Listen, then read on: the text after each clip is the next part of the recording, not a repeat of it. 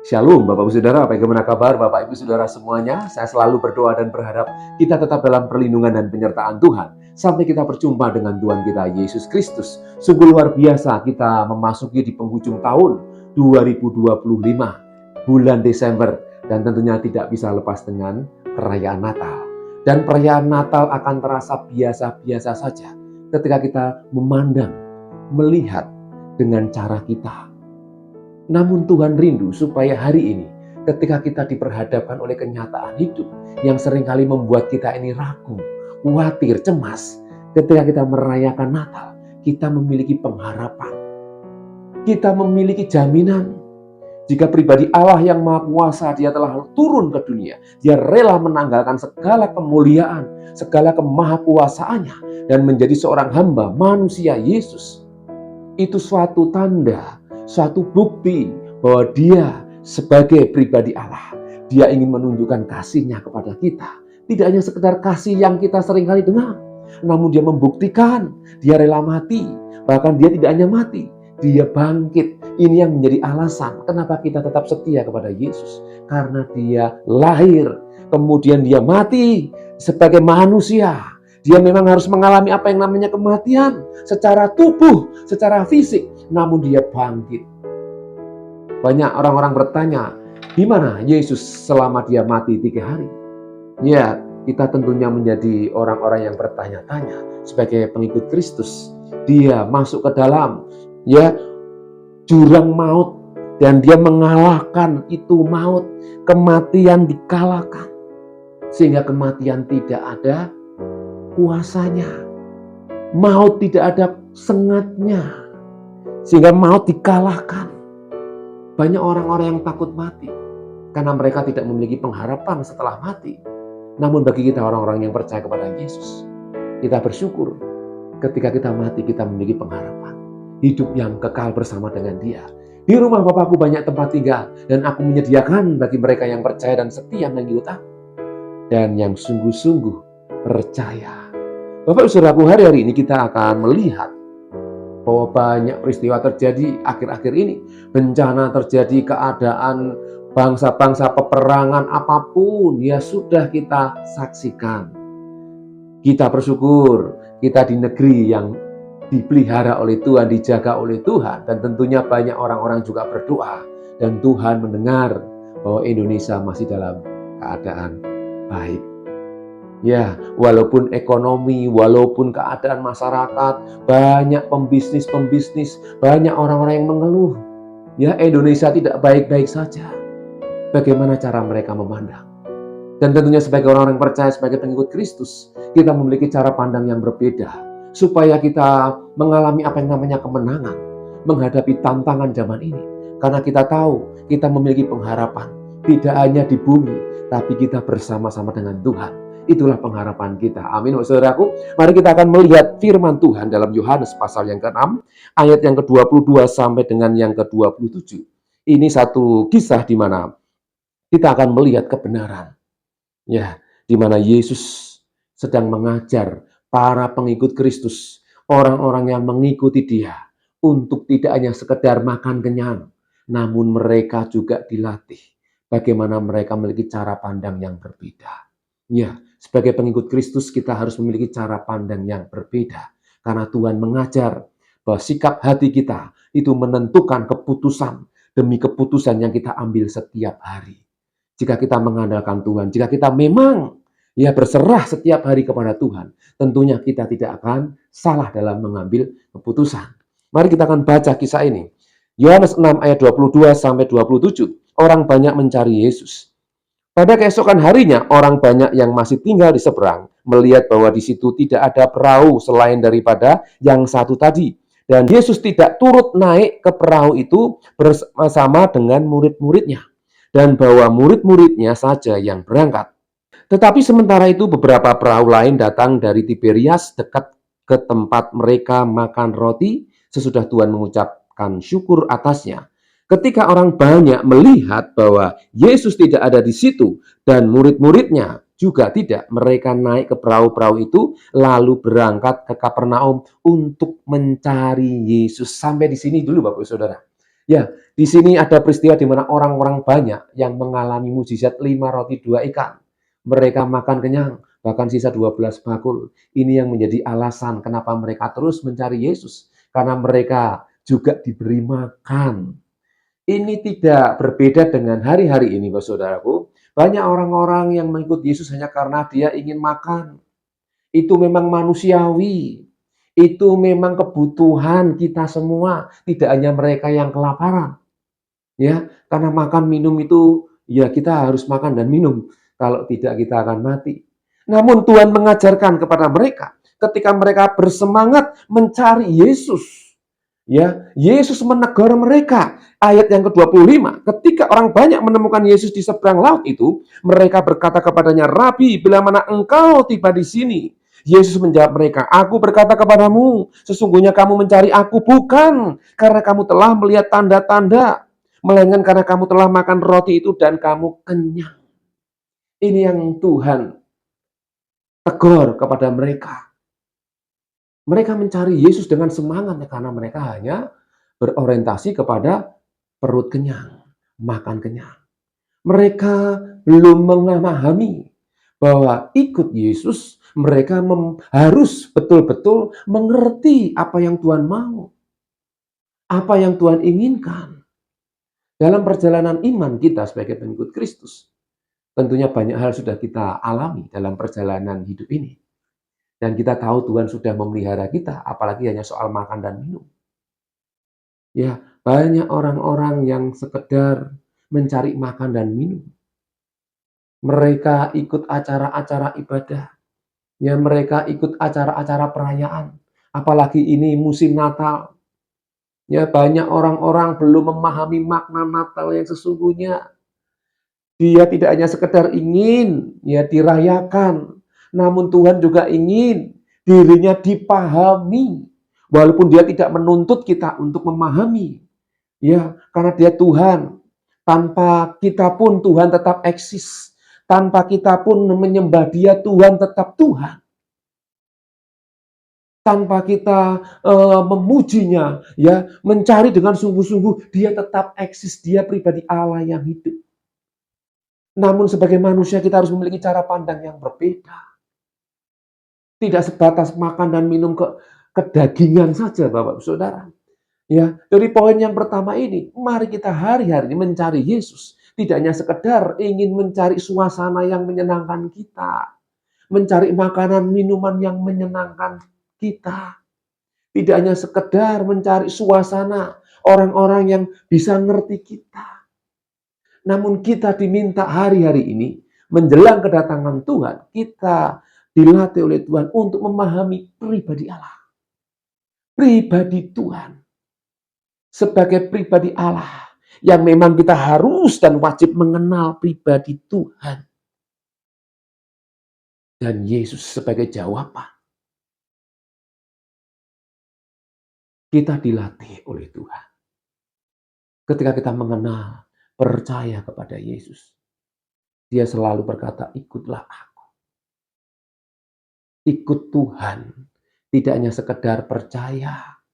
Tapi kita mengalami hidup ini dengan Tuhan.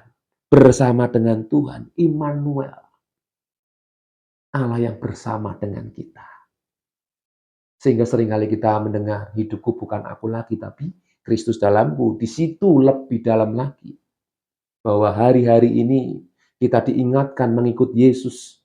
Ya, kita tidak hanya sekedar mengejar keinginan daging, berkat-berkat fisik jasmani semata. Namun kita dilatih untuk diberkati dengan pribadi Tuhan yang semakin hidup dalam diri kita. Amin Bapak Saudara. Yesus yang hidup dalam diri kita.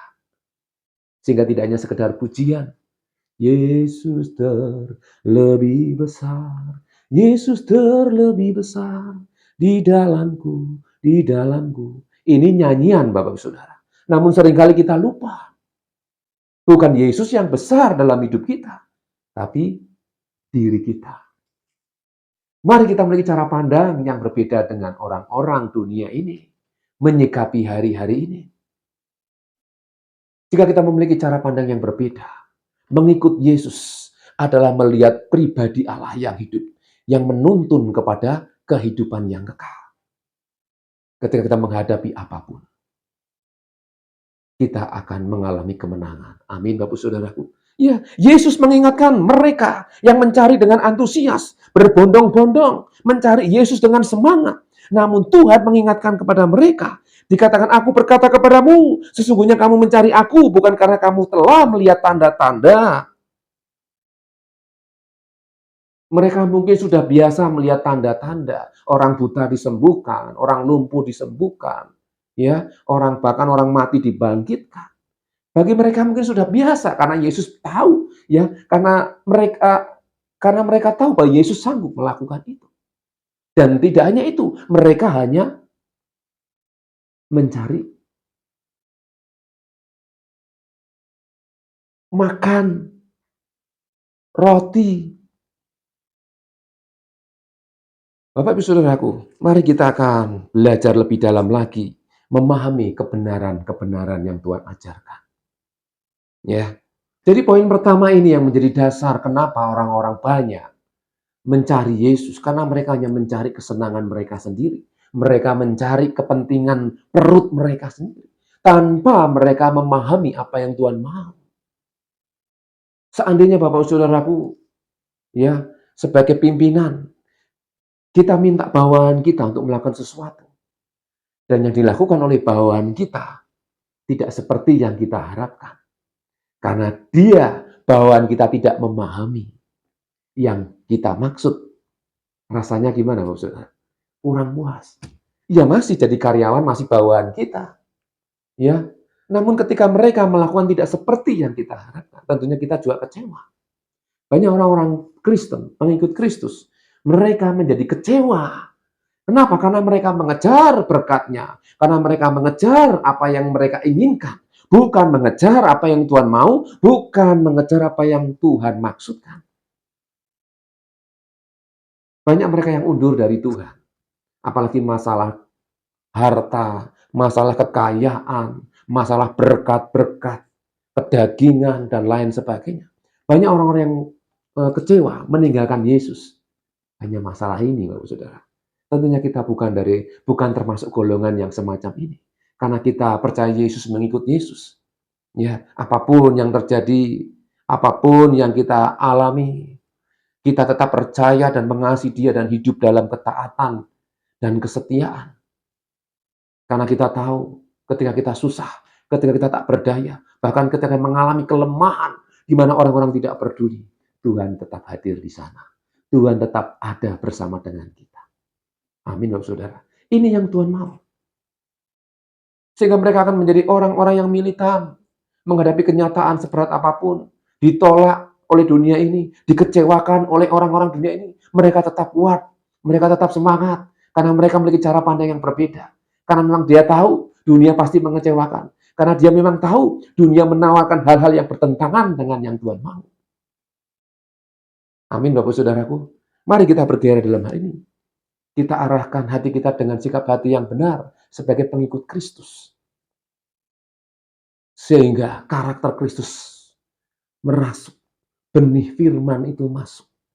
Tidak hanya sekedar kita dengar dan kita buang, tapi kita hidupi. Sebagai manusia yang lemah, sebagai manusia yang tak berdaya, kita selalu berpikir tidak mungkin.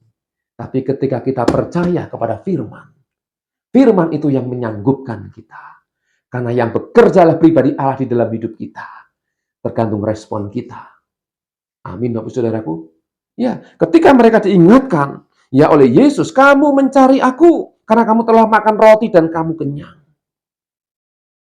Ya, sehingga ayat 27, ya yang kedua, bekerjalah bukan untuk makanan yang akan dapat binasa, melainkan untuk makanan yang bertahan sampai kepada hidup yang kekal, yang akan diberikan anak manusia kepadamu, sebab dialah yang disahkan oleh Bapa Allah dengan meterainya.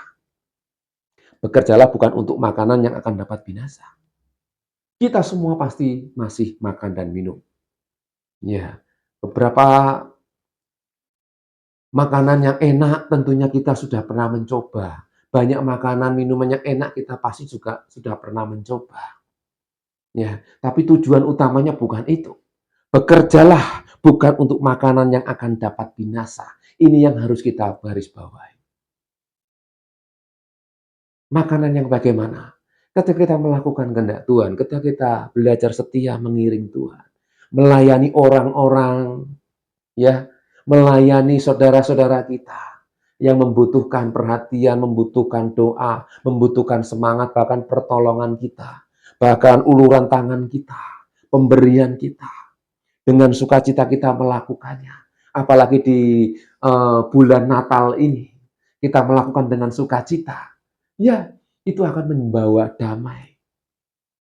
Itu adalah satu pekerjaan di mana membuat Tuhan tersenyum. Saya sangat tertarik ketika ada satu video klip begitu ya. Buatlah Tuhan tersenyum dengan hidup kita.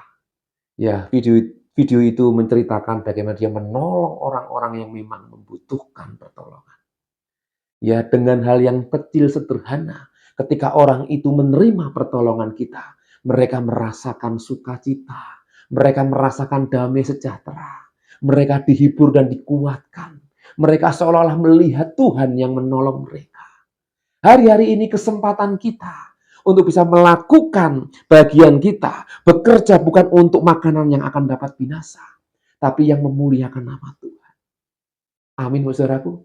Mari hari-hari ini banyak kesempatan untuk kita melakukan ya pekerjaan yang tidak dapat binasa. Wah, pekerjaan apakah itu? Ya apa yang Tuhan suruh dalam hidup kita, apa yang Tuhan mau. Banyak hamba-hamba Tuhan yang luar biasa dipakai oleh Tuhan, mereka diberkati juga luar biasa. Tapi ketika mereka mencondongkan hatinya kepada berkat dan materi, apalagi harta, keuangan, siap-siap ya mereka akan mengalami kegagalan. Bersyukur selama saya melayani oleh Tuhan, Tuhan melatih sedemikian rupa untuk tidak betul-betul terpaut dengan soal berkat yang dapat binasa. Mari kita memiliki cara pandang bagaimana kita bisa mengejar berkat yang tidak binasa, pekerjaan yang tidak dapat binasa. Mari kita renungkan bersama-sama Bapak Ibu Saudara. Pekerjaan apakah itu? Kita minta Tuhan pimpin setiap hari. Ya, memberikan perhatian keluarga kita. Suami istri saling memberikan perhatian. Saling mengasihi dan mengampuni. Saling memberi. Orang tua dengan anak. Ya. Kemudian saudara dengan saudara kita. Ya, saudara sesama saudara maksud saya. Dengan teman-teman sahabat, dengan teman-teman seiman, bahkan dengan orang-orang yang belum percaya. Ini waktunya kita bekerja untuk sesuatu yang kekal. Memberikan perhatian, pertolongan, bahkan mendoakan.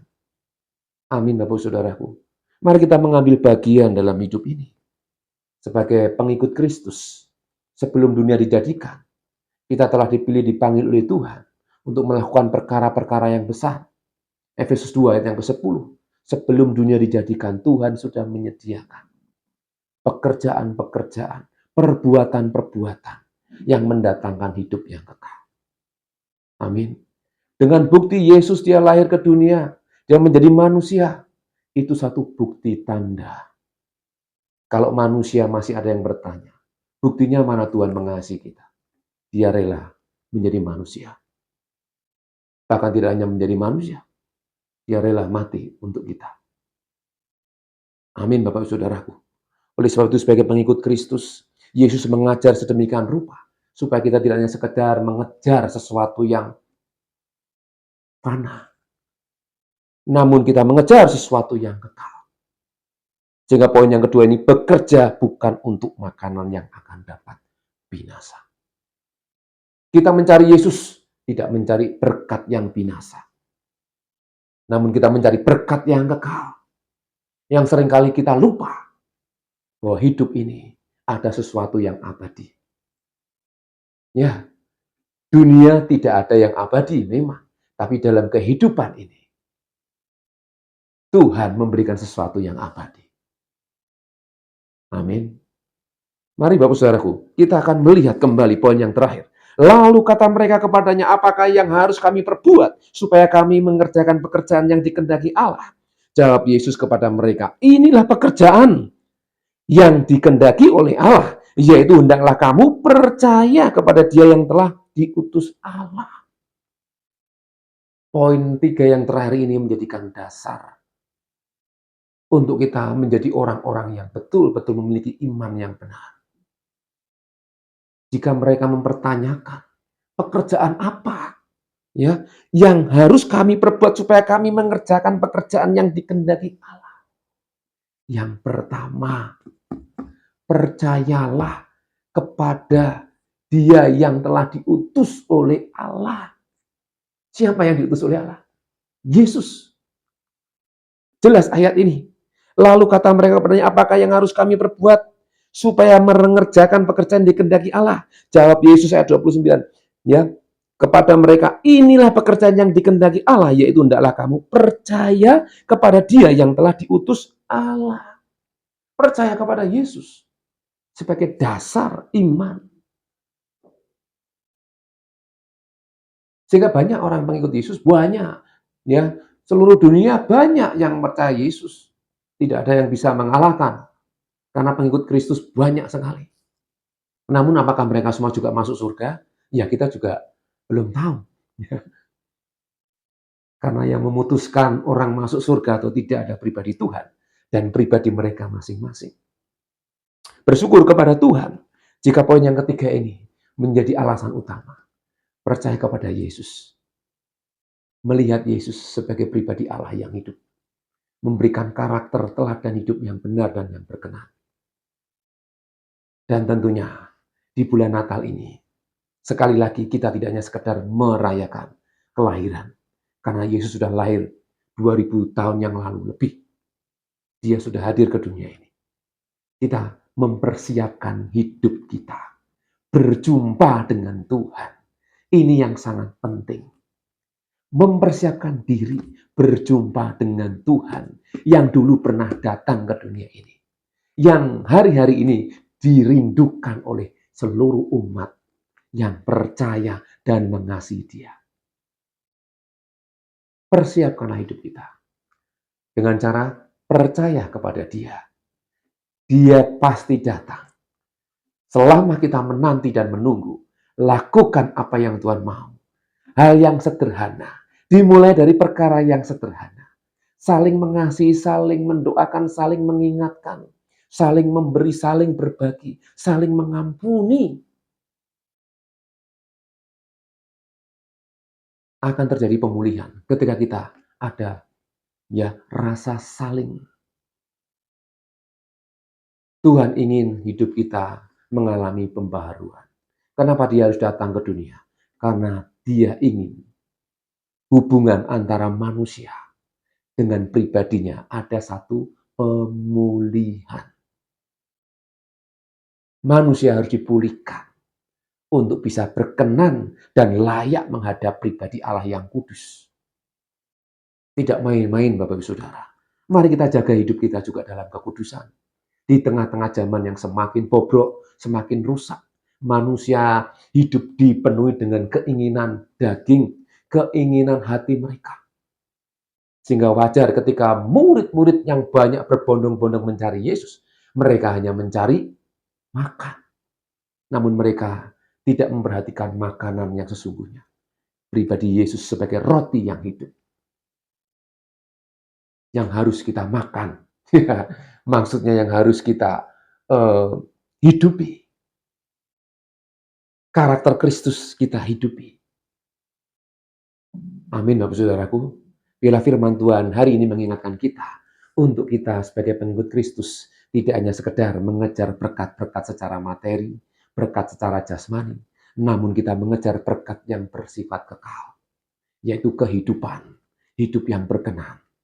Ya, dan kita tahu kita masih harus bekerja. Bekerjalah untuk sesuatu yang tidak binasa. Apakah itu? Yang pertama, percaya kepada Dia. Ikuti teladan Yesus Kristus. Hidup di dalam firman Tuhan. Minta Roh Kudus membimbing setiap hari apa yang harus kita kerjakan. Amin Bapak Saudaraku. Biarlah firman Tuhan ini menjadikan kita kuat menghadapi zaman akhir yang semakin tidak menentu. Dan iman kita akan semakin diuji, diproses, semakin mengenal pribadi Tuhan. Dan kita tahu bahwa Tuhan pasti datang. Firman Tuhan pasti segera ya digenapi. Amin. Mari kita akan berdoa. Bapa di surga, terima kasih hari ini kami mengucap syukur firman-Mu yang sudah kami dengar dan kami pelajari. Biarlah hidup dalam hidup kami. Dan kami mulai memiliki cara pandang yang berbeda tentang hidup ini. Setiap hari firman-Mu yang membukakan, firman-Mu yang menerangi, firman-Mu yang memperjelaskan. Terima kasih Bapak, terima kasih. Arahkan hidup kami, hati kami kepada rencana dan kehendak Tuhan. Berkati kami semua yang sudah mendengar firman. Kuduskan kami dengan firman. Di dalam nama Tuhan Yesus Kristus, kami menyerahkan hidup kami sepanjang hari ini. Engkau memberkati kami. Haleluya. Amin. Tuhan Yesus memberkati.